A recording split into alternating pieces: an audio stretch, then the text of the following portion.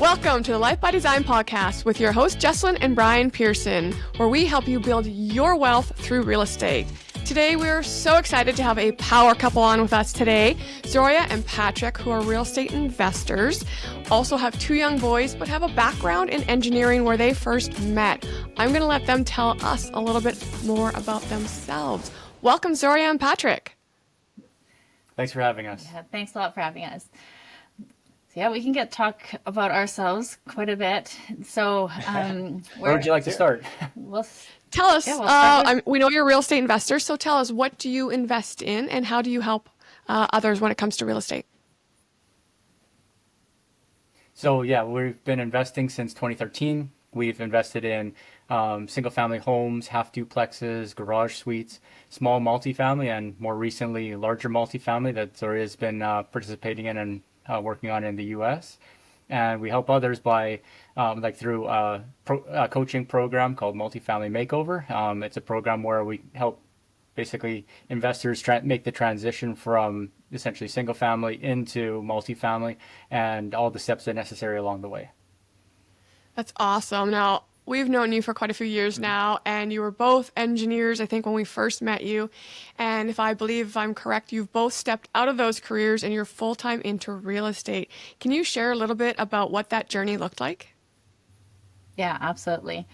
So Patrick and I met in university, like fifth day of university. And yeah, we were friends. And then we did engineering together for 5 years.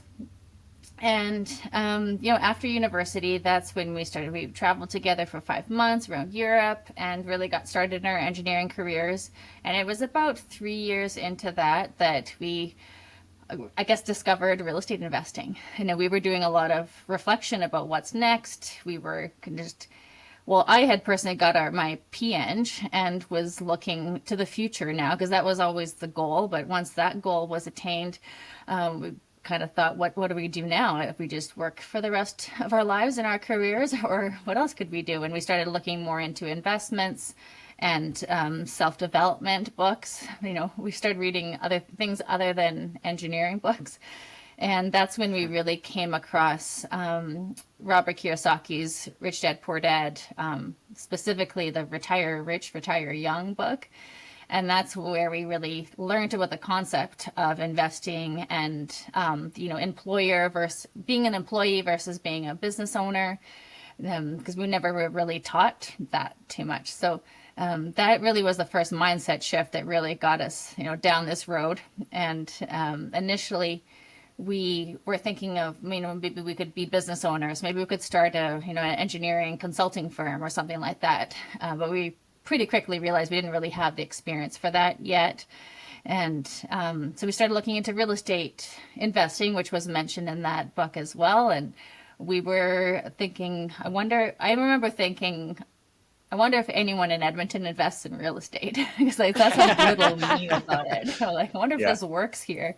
And with a bit of research, we found other people that invested in real estate, found a real estate investing network that we could join and get educated. And that's kind of what it took to get started. Once you go from there. Yeah, so I guess I was we bought our first property, not as an investment property, but we bought that in 2010 as our first condo. We did everything wrong with that. We didn't use a realtor. We didn't use a mortgage broker, so we wasted time, evenings and weekends shopping for rates. We didn't review the condo documents really well. It seemed like we did everything wrong, but it was, a low price to entry, and we were able to pay down that mortgage really quickly. And so it got to the point where we actually started wanting to invest in real estate. In the fall of 2013, we were able to, after getting educated, we realized, okay, well, let's refinance this condo. We had a bunch of equity there, and that allowed us to use that equity and go out and buy a couple of half duplexes. And so we bought, so in October we started looking into investing in, we said, okay, we're going to invest in real estate, and closed on our half duplexes by that December. And at that point, it's okay, well, we're out of our own capital, but let's make some systems and see if we can do this again. And so basically built the systems necessary on, what we'd already done, but then also started learning how to joint venture to be able to, continue to grow the portfolio and scale up. So we bought a couple more properties with joint ventures.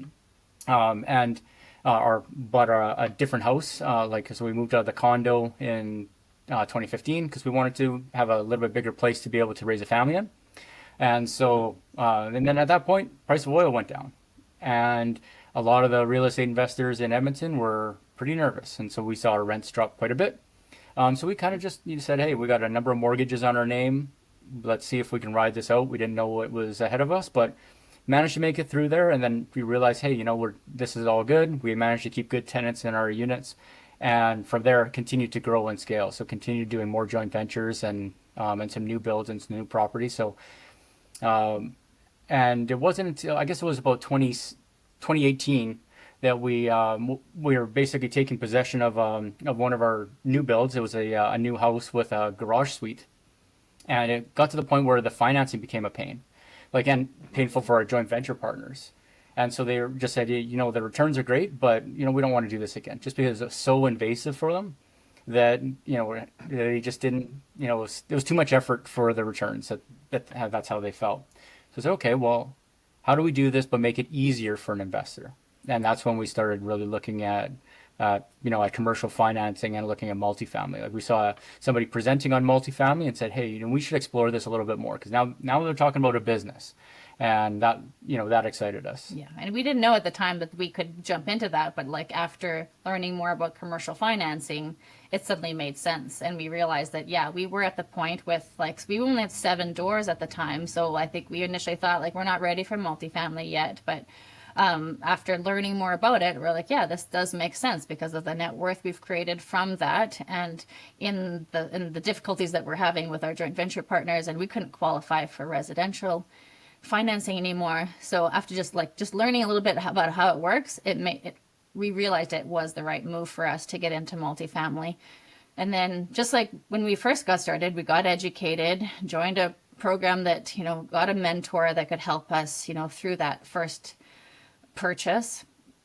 And that's when we started, and we could also recognize opportunities too. So we actually bought on more of an unconventional type of multifamily, where it's actually multiple residential suited townhouses, and it's very popular now, but not many people were doing it when we first bought our first sixplex. And so, but we were able to recognize that we could put a commercial mortgage over these multiple residential titles. And so that was our first one. It was a brand new build. And since that was successful, we just repeated that and bought another sixplex, and then another eightplex, and then another sixplex over the course of a few years. And and then after that, I guess we should go back to the point where I stopped being an engineer was basically in 2017, when our first son was born. And so that was back when we only had four properties. I guess we were closing on number 5 at the exact same time I was giving birth. But we weren't too many properties in, but I already knew that, I think way before, that I wasn't going to go back to my job after having our son. And we basically decided that was a good step in our business, that I could focus on real estate and growing our portfolio, and Patrick could continue working and being our money partner, essentially. And so that was, so before we got into the multifamily stuff, I had already stepped away from my engineering job, and I was just focusing on that and being a mom. And then 2020 was when we took possession of our first multifamily, also the year that we had our daughter. And and then kind of continued growing and after the pandemic, that. Yeah, during the pandemic. There was a lot that a lot of that things. year.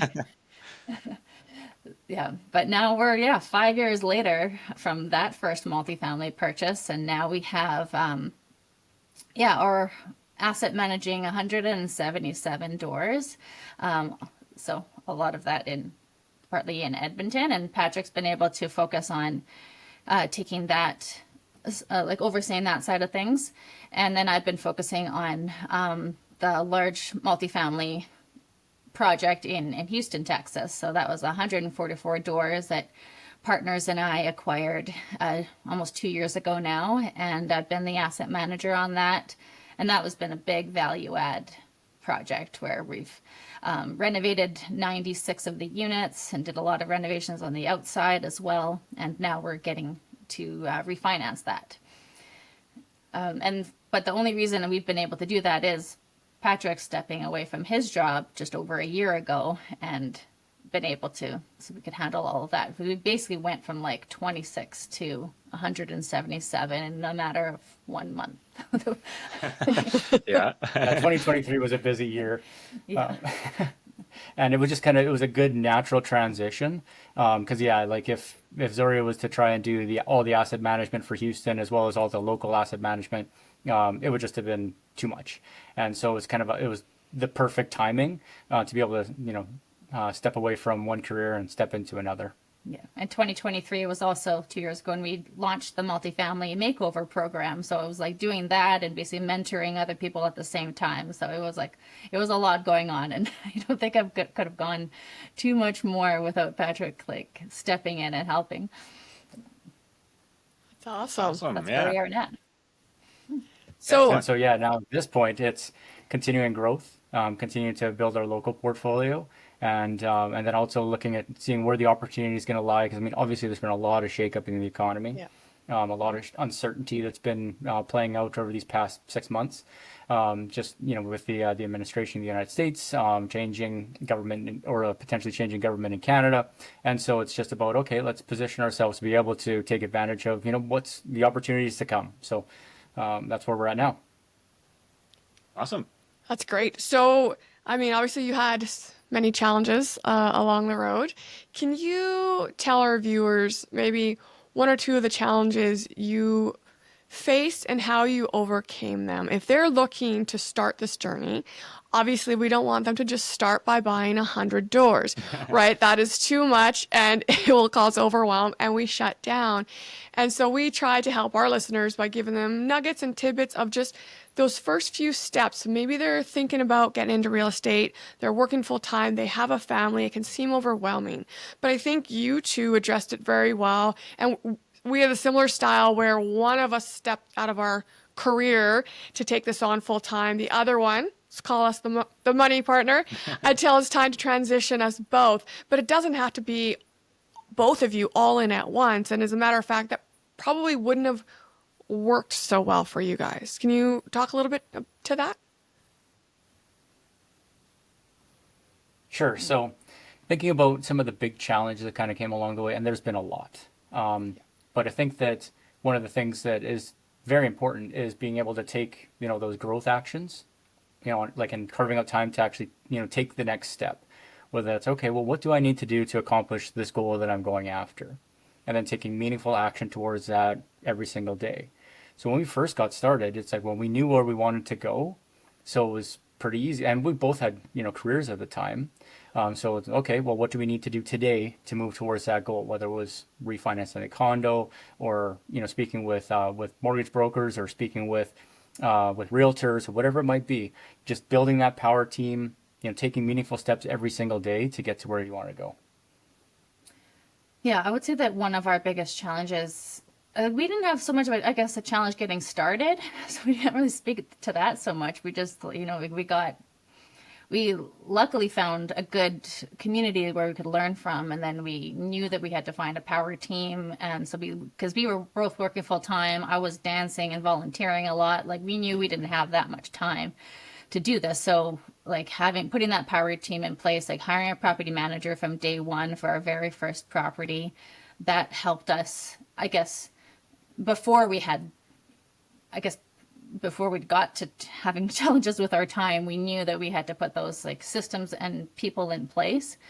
And some of the challenges I think through our journey, though, in the first few years, though, was just even though we had property management in place, we had still difficulty with like kind of learning how to all the whole landlording aspect of it and still dealing with a lot of difficult tenants initially. So we had to learn what our like criteria was for accepting tenants. So that was just by making mistakes. Even though we had a property manager, we still made the final decision in who we accepted and who we didn't. And that was good because we did learn a lot during the years by having to make that final decision. And so, yeah, we've had difficult tenants that, we brought in, for example, too low of a credit score. And now that is something that we don't compromise on. And yeah, making sure that we do an inspection, a good inspection of a tenant before we offer to a renewal. So yeah, so that's one of kind of some challenges, but there's, what did you talk about? I think that one of the biggest things has been just like this whole transition from both of us being in engineering careers to in entrepreneurship. Yeah, actually, that would be probably one of the bigger challenges, just because it's all internal, not so much the external stuff. Like I remember external stuff, like when we were in our condo and we were on the board and we were having work done on the building, where it's roofing or siding or whatever it might be, or deck replacement and whatnot, and having to as a 23 or 24-year-old kid, sometimes having to have difficult conversations with contractors, but you kind of put yourself in those situations and you kind of lean into them and say, okay, I'm going to do this hard thing, but do it really well, right? Because there's people depending on me, whether it's in this case, the condo board and like other condo owners. But you kind of say, okay, well, I'm going to put myself in that difficult situation. I'm going to do it as best I can, and I'm going to come up with excellence, right? Kind of that mindset. Well, that is kind of an external hardship. One of the difficult internal hardships for me, anyways, was stepping away from a career that I'd spent, half my life, like 18 years working on, right? And I can remember being 10 years old wanting to be an engineer. And so that was a big shift for me, was to say, okay, well, I'm going to step away from this one thing that I've been, gunning on for so long and step into something new, new chapter, new book. And so that was certainly a challenge. And it took years to kind of make those decisions and recognize that that's sort of what I wanted to go for, but then actually had to jump on it. And it was actually in August of 2023, a friend of mine passed away, and like in an accident. And that was kind of the triggering moment where, I realized, okay, well, if I only had a month left, what regrets would I have? And at that point, you do a lot of soul searching, and you realize, okay, well, if that's the case, okay, well, what are you going to do about it? What if this was your last month? And it just got me thinking about that quite a bit. And it just happened to be at the time when, Zorya had, had a lot on her plate.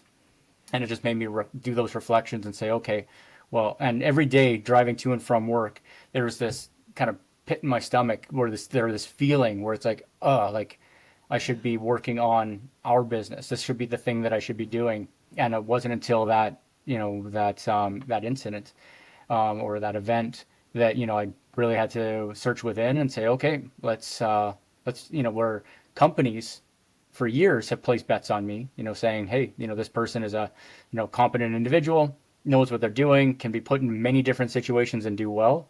And now it's like, okay, well, put that same faith in yourself. And that was the decision point. So, What was the regret? Yeah, it would be, if I didn't do this and that was it, I would have that regret. So basically made the decision, put in my notice, gave a month to be able to transition, get my appropriate backfill, and as of October 2023, been working beside Zorya on this journey. So. Oh, thank you for sharing. That's you're right. That's deep to go soul searching, but sometimes it takes, unfortunately, an event to wake people up to realize this isn't the life I actually wanted, even though I might have put in years or decades into building it. If I'm not happy at the end of the day, or if I'm not happy going to work, what can I do to change it? And then for you to take that leap, because it's a big leap to be into entrepreneurship where it's 100% on you, right? You can show up and get a paycheck at work. If you're having a bad day or you're not feeling great, you can muscle through it and still get paid. But when you're an entrepreneur, you have to show up, especially for your investors, right? Because that's how you get paid. So it's a definite mind shift. And sometimes I find it's really hard for people to do that jump. There's a big fear, right? What if I don't do this? What if I don't do that? And, a lot of things can be dependent on it. But to take that leap of faith is, man, once you get there and you've done it, it's an incredible space to be in.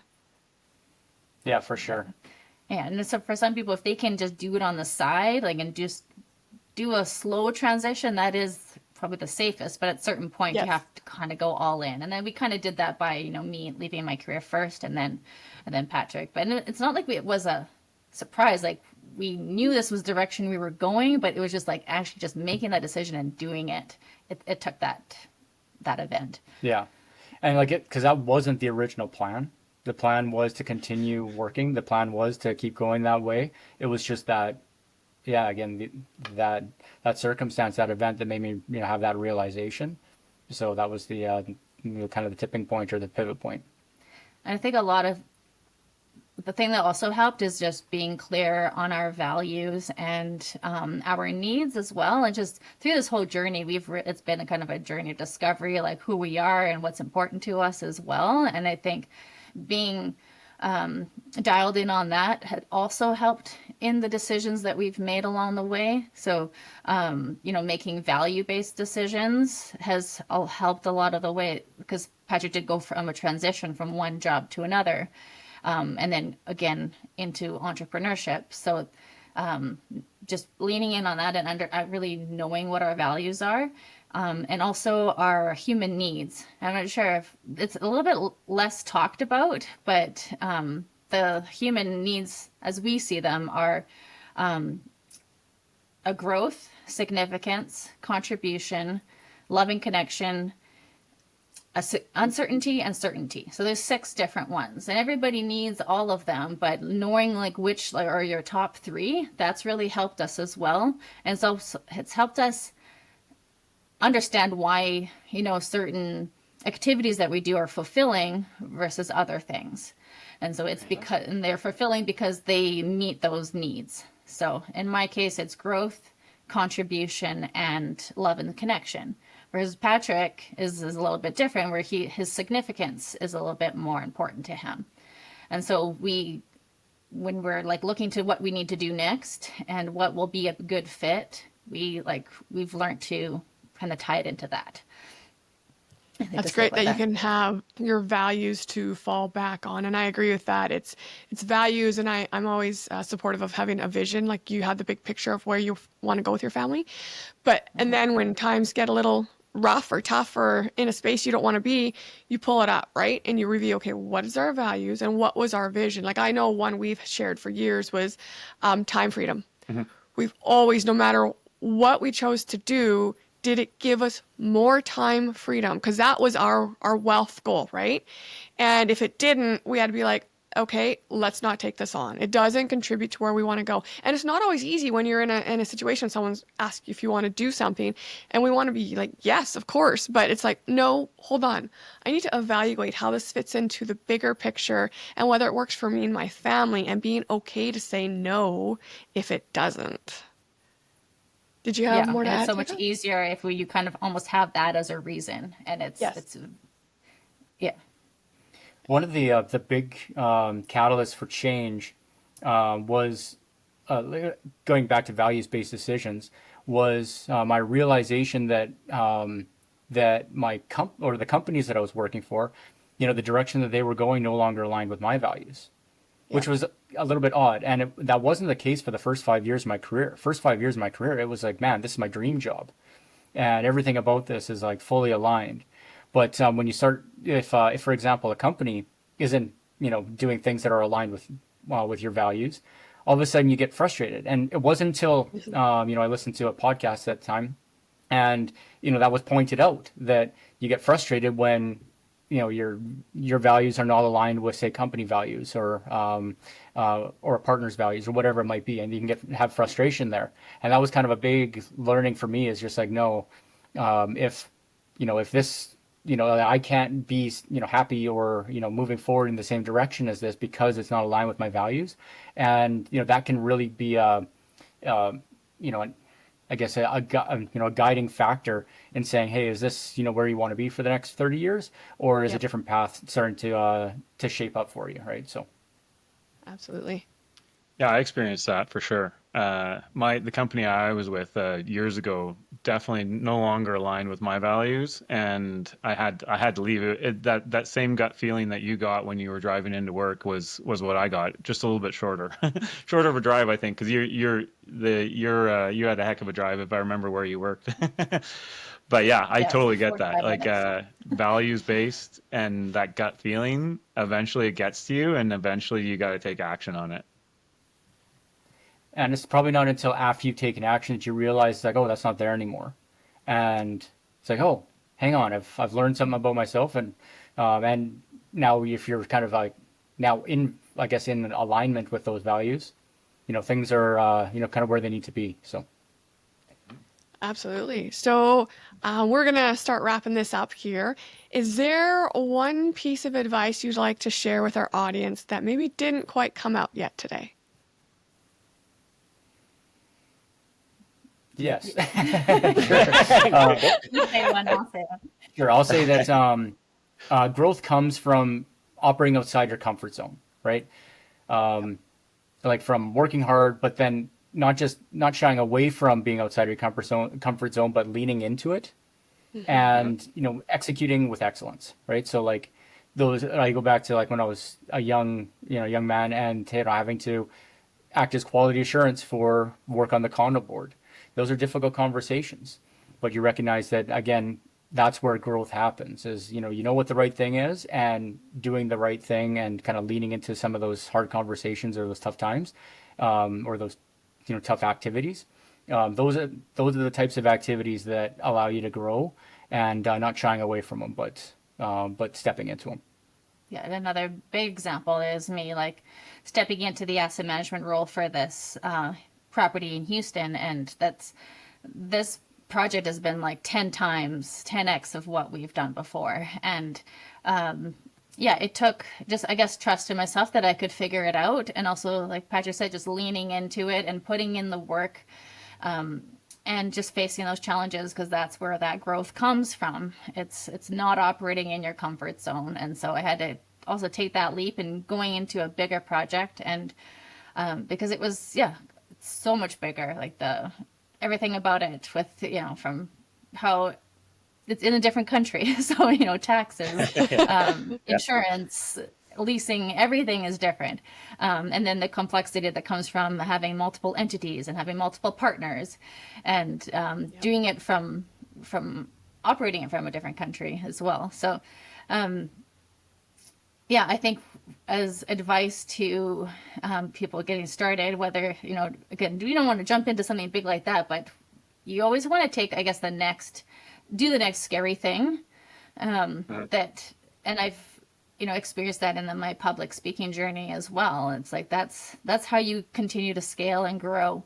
It's just stepping out, taking that next scary action that you need to do, but you feel maybe not quite ready for it, but you'll never be ready. You just got to go for it, and trust yourself that you are going to figure it out, and also not just do it on your own either. Like, what's helped us in our success is finding the education, whether it's through mentors or through courses or books, and also surrounding ourselves with other people. So not just mentors, but other people that are in the industry that you can ask for help when you need it. So was a lot of comfort to me also going into these bigger projects, is I knew people in the industry that I could ask. So if I didn't know, I knew at least who to go to and ask.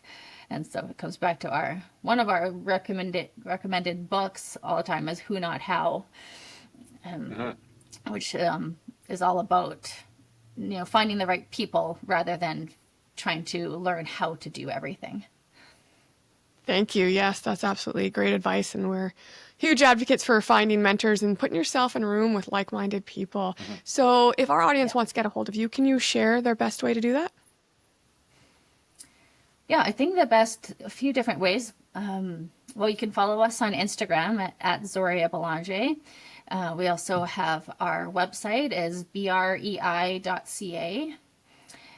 That's probably the best place where you can just find everything about us, our program, how to contact us, Yeah, so Sorry. people can reach out to us also on LinkedIn. From a professional stance, that's also a very easy way to get a hold of people. With a direct message. Patrick Belanger on LinkedIn or Zorya Belanger on LinkedIn is another way to get a hold of us.